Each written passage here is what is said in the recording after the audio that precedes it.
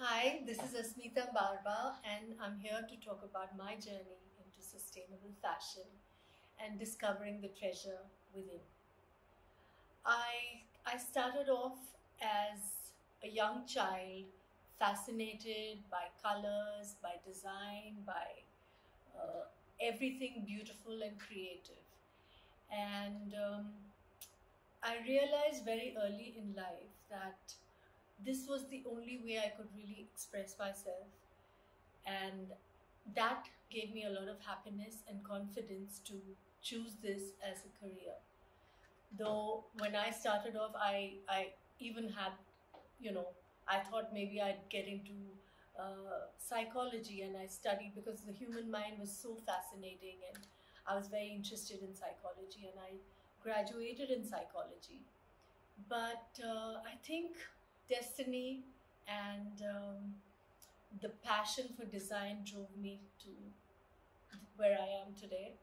So my journey into sustainable fashion was really, really organic.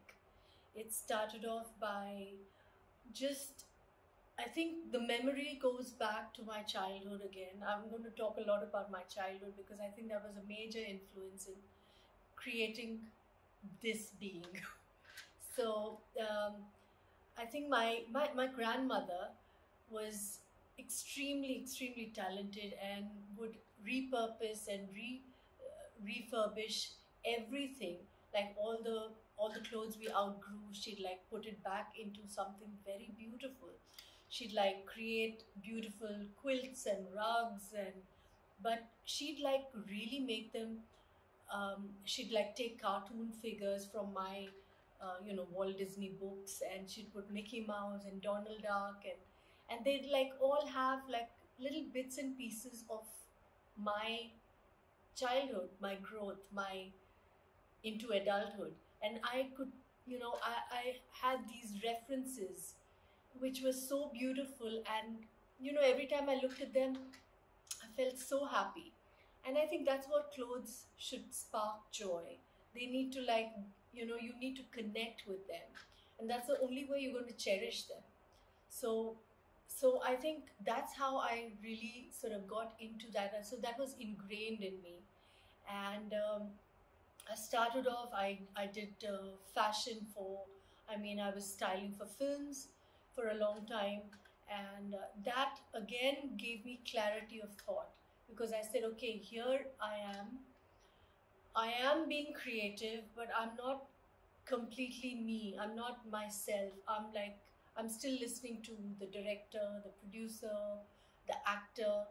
So I need to be more expressive, and I need to, like, do what makes me happy and what I represent. And that's how I launched my label in 2003. It's been a long journey since then, but I think I was always drawn towards sustainability. My first collection at Lakme was in 2008, and that was when I worked a lot with Kalamkari, the artists, and we used as you know, Kalamkari is all hand painted, and vegetable dyes, and it's a beautiful heritage art, but the twist I gave was by introducing colors like indigo and bright green and reds, burnt reds, colors which Kalamkari had never seen before. I worked with the artists, and we came up with these color palettes. And since then, I think a lot of people have used these colors, and my designs are still very relevant and very popular. I introduced the lotus. I modernized the entire, the way I used Kalamkari. I used it on, like shift dresses. I used it on different things, and gave it a really contemporary and modern look. And I got a lot of good feedback from my first show, and I think since then there hasn't been any looking back. But over the years, I've sort of developed this sense of style, which I think was very inherent. But again, I want to talk about how I always listen to my inner voice. You know, something I always sort of pause and I listen, and there's something that inner voice is, I feel, is so important, and that is the treasure inside. You need to really connect with that. And yeah, so it's been beautiful, and I have created, since then I've created a whole line of zero waste. I've devised methods wherein our production line is completely zero waste. We do not waste a single thing. We create, we repurpose, we create beautiful textures and garments and embroideries, and we look at fabric waste, fabric scrap as something which is a treasure, something which can, which can create a unique, special piece every time. So, like today, what I'm wearing, this is one of my favorite jackets. I use a lot of burnt red and different shades of red. I love red. So, so this is made from using pieces of scrap.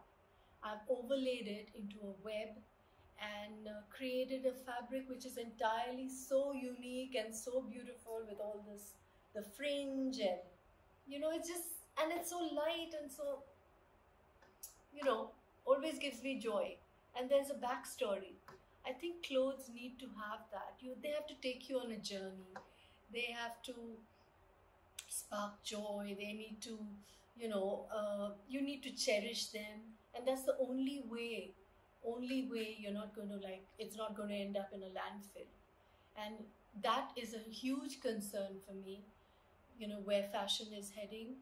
And fast fashion is okay because it is affordable, but then there is so many things which are wrong with it. you know I know people like teenagers and young people. I mean, this is a great, I mean, it's a way of wearing really, smart clothes, very accessible, but learn to be, conscious of your choices. I feel, if you're picking up something which is fast fashion, pick up something which you can at least wear 8 ways, which will like which will like create, different looks for you. Something like, okay, like a white shirt, like a basic white shirt, that is okay if you pick up that, and then you can, like, add different things, wear it in different ways, knot it up, belt it up, wear it over the shoulder, wear it upside, you know front to back, anything. You can do lots of things. So pick up pieces which are good quality, and which you can wear many ways.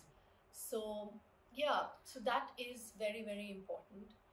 And so I'm also going to talk about my journey, wherein I come from a broken home, and very early in life I knew that I had to make a life for myself. I'm not going to, have this person giving me so much and, saying, okay, do what you want with this money. No, I have started from scratch. Me and my husband have built this life for ourselves. When I got married, I lived in a 1 bedroom, beautiful little, quaint little house. From there, I moved to a 2 bedroom, then a 3 bedroom. And then one day I said, I'm going to build my dream house. And I visualized it. I visualized every nook and corner, and I'm not lying when I say that I did it all by myself.